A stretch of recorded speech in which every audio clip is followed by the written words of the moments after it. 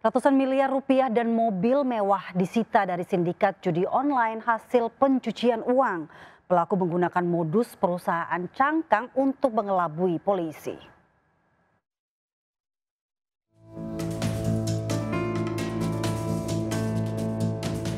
Satu mobil box terisi penuh uang pecahan Rp100.000 dengan total lebih dari Rp530 miliar.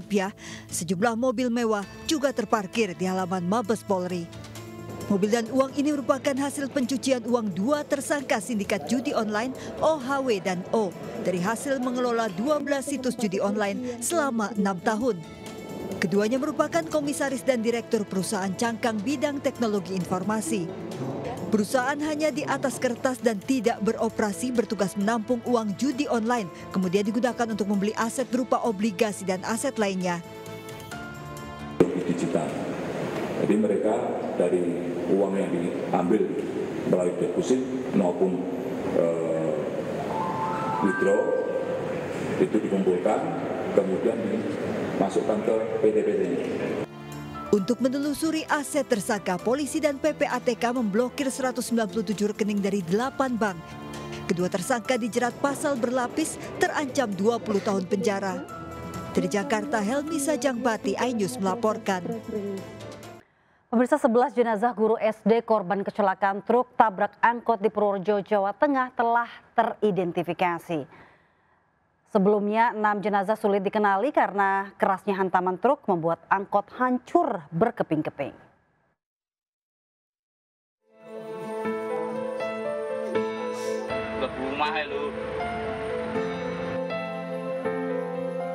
Isak tangis keluarga mengiringi pemakaman Isna Hayati, satu dari 11 korban tewas kecelakaan truk tronton tabrak angkot di Purworejo, Jawa Tengah. Bahkan salah satu keluarga jatuh pingsan hingga harus ditandu. Ibu korban bercerita sebelum kejadian putrinya bermimpi soal kematian kakaknya. Mimpi anak yang meninggal. Mimpinya almarhumah yang ini. Iya. Mengimpikan kakaknya yang meninggal. Terus bilang gini, tapi kok orang maleh. Tapi kok sekarang anak saya yang Jawa meninggal. Isna Hayati meninggalkan suami dan seorang balita usia 21 bulan.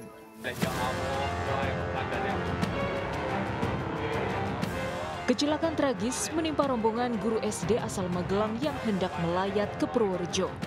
Angkot yang membawa para korban dihantam truk tronton di Jalan Menurun, Desa Kalijambe, Bener, Purworejo. Kedua kendaraan terguling dan menabrak rumah warga. Kerasnya hantaman membuat rangka angkot tidak berbentuk dan tinggal kepingan. 11 orang tewas, 10 diantaranya guru SD Islam Tahfidz Quran Asy-Syafi'ah Magelang. 6 diantaranya sulit diidentifikasi hingga harus melibatkan tim Inafis Polres Purworejo. Kecelakaan tragis yang merenggut nyawa 11 pengajar menyisakan duka mendalam bagi siswa dan para guru. Dari Magelang dan Purworejo, Jawa Tengah, Joy Hartoyo, iNews melaporkan. Pemirsa, sebuah minibus terbakar di ruas tol Bandara Soekarno-Hatta arah Jakarta. Kobaran api tiba-tiba keluar dari bagian mesin diduga akibat korsleting. Minibus ini tiba-tiba terbakar saat melintas di kilometer 21 jalan tol Bandara Soekarno-Hatta dari arah Cengkareng menuju Jakarta. Sebelum api membesar, pengemudi menepikan mobilnya di bahu jalan lalu menyelamatkan diri keluar dari mobil. Petugas berusaha memadamkan api menggunakan apar. Sebelum terbakar, mobil sempat masuk bengkel karena masalah kelistrikan.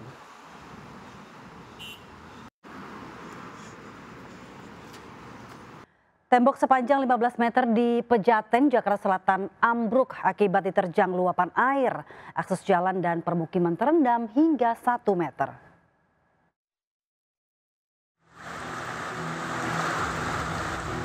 Air meluap mengalir deras di permukiman warga di Jalan Empang 3 Raya Pejaten, Jakarta Selatan. Banjir setinggi 1 meter ini melumpuhkan aktivitas warga. Akses jalan Kalibata menuju Rawajati tak bisa dilalui kendaraan. Peristiwa terjadi setelah tembok pembatas jalan sepanjang 15 meter roboh. Saluran air di balik tembok mampet tak kuat menahan derasnya hujan yang berlangsung sepanjang hari. Material tembok menimpa lapak pedagang. Sebagian tembok tertahan tiang penyangga kabel listrik. Dari Jakarta, Helmi Sajangbati melaporkan. Polisi berhasil meringkus pelaku pembunuhan pengemudi ojek online di Kabupaten Bogor setelah 2 hari buron. Motif pelaku membunuh lagi adalah untuk menguasai harta yakni sepeda motor dan handphone korban. Berikut laporan khas Sergap.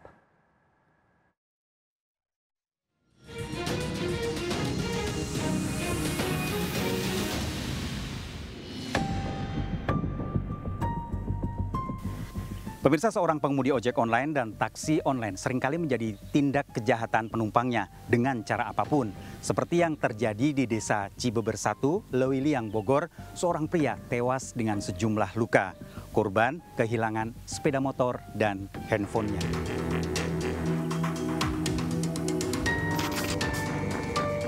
Seorang pria tewas tertelungkup dengan luka senjata tajam di kawasan desa Cibeber 1, Lewiliang, Bogor, dini hari. Polisi yang melakukan penyelidikan, korban memakai seragam ojek online, namun handphone dan sepeda motor hilang. Bukan mancing, korban itu ojol, Grab, ya. Yang nemukan itunya yang habis pulang mancing. Gitu, warga Sukabakti, warga setempat itu, Pak. Iya.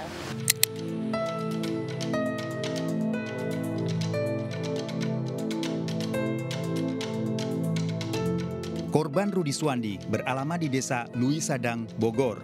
Korban yang berprofesi sebagai ojek online sejak 6 tahun lalu, mulai siang hari telah berangkat. Bahkan hingga malam hari, korban masih mengambil orderan ojek online hingga ditemukan tewas. Pelaku pembunuhan telah ditangkap polisi, seorang residivis. Motor korban dan HP korban diambil oleh pelaku. Dan ini sindikat apa nih? Untuk saat ini pelaku tunggal. Kejadian bermula saat Rudi menerima pesanan ojek online beralamat di desa Cibeber 1 dan langsung menerima. Rudi meluncur ke lokasi dan menemui calon penumpang, Roli Kurniawan. Keduanya bertemu dan meluncur menuju tujuan. Di tengah jalan, Roli meminta kendaraan korban serta mengacungkan senjata tajam hendak meminta motor.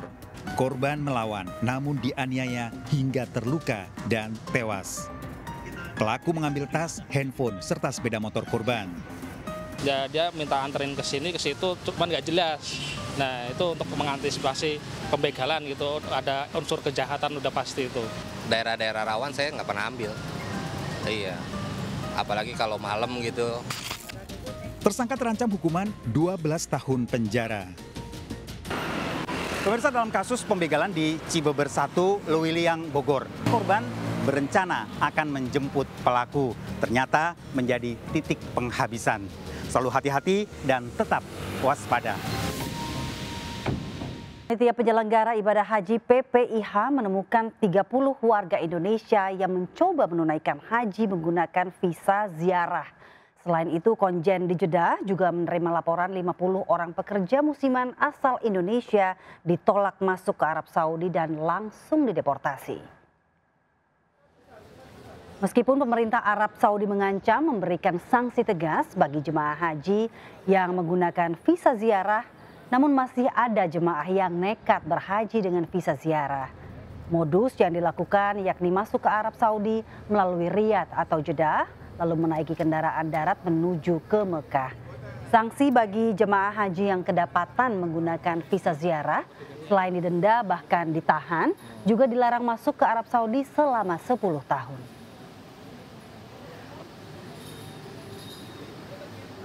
Pemirsa, Undang-Undang Nomor 1 Tahun 2025 tentang BUMN menuai polemik karena dinilai mempersempit KPK mengawasi BUMN. Partai Perindo meminta pemerintah segera meninjau ulang Undang-Undang BUMN agar pemberantasan korupsi bisa tetap ditegakkan.